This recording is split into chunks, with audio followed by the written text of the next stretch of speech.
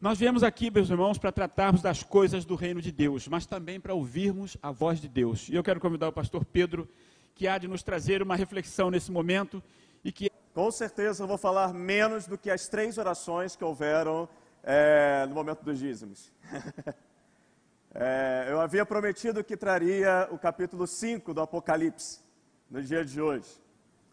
E aí, por conta dessa demanda que surgiu, a gente experimentou uma liturgia, uma ordem de culto que nós não víamos há mais de 5 anos aqui na igreja, de ter uma assembleia no meio do culto, ao invés da assembleia ao final do culto, porque era uma questão em que a nossa presidência eclesiástica achou interessante fazê-la dessa forma.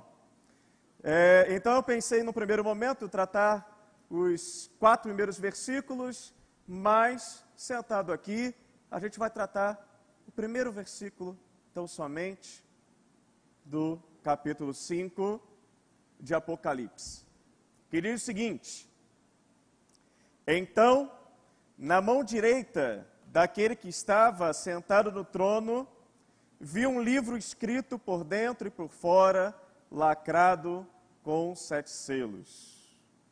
Senhor, fala conosco pela Tua palavra. Nós assim oramos em nome de Jesus. Amém.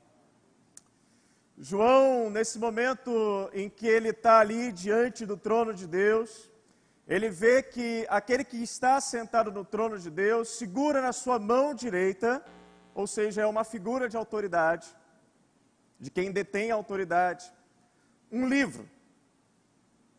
E esse livro, ele está totalmente escrito por dentro e por fora.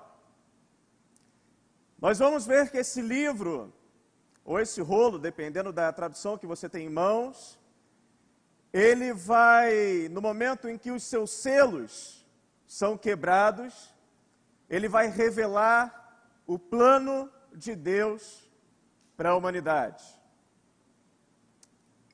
E esse livro que a gente está diante aqui, nesse versículo 1 do Apocalipse 5, ele está escrito por dentro e por fora. Esse livro é diferente, por exemplo, do que nós temos registrado em nossas atas de assembleia.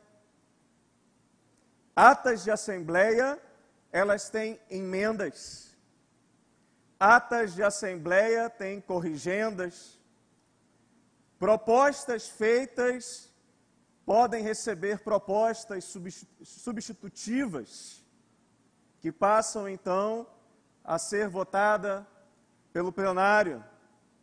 Talvez isso seja muito novidade para alguns aqui, recém-chegados, talvez não acostumados com a forma de governo em que a Igreja Batista se guia, que é a forma congregacional democrática. É assim, né? Esse turbilhão de propostas, contrapropostas, e aí as coisas são votadas, apoiadas, e aí sempre se dá dessa forma assim. E aí, vez por outra, precisa de um irmão na OPA para poder chegar aqui, para relembrar, né, as regras parlamentares, que eu já estava com elas abertas aqui, porque é ordem, né? Mas os são perfeitos. Os planos de Deus estão cumpridos, os planos de Deus são completos, os planos de Deus são perfeitos. Em nós temos que confessar aquilo que Jó confessou, que sei que pode fazer todas as coisas, e nenhum, independente das circunstâncias. Por isso, meus irmãos, e aí é a minha última palavra, confie. Confie nos propósitos de Deus para a sua vida. O site da Ordem dos Pastores são 12 os propósitos para essa igreja na dinâmica do reino de Deus. Foi o nosso Deus, cujos planos não se abrem para emendas e nem corrigendas. Vamos orar? Santo Deus e Pai, nós te louvamos, Senhor, por tudo aquilo que nós vivenciamos no dia de hoje. Só podemos entender, Senhor, que Tu estás aqui presente e que Teu Santo Espírito, Senhor, tem a plena liberdade de se manifestar e determinar, através de nós, a Tua boa, perfeita e agradável vontade. Que a Tua igreja sempre tenha essa sensibilidade ao Teu Espírito e essa confiança que Tu é que tens segurado a caneta que escreve a história da Tua igreja e de cada membro daqui de Vila da Penha. Seja conosco, Senhor, seja conosco agora no retornar das nossas casas. Que as Tuas mãos estejam estendidas sobre nós, nos guardando e nos protegendo de todo mal, Senhor.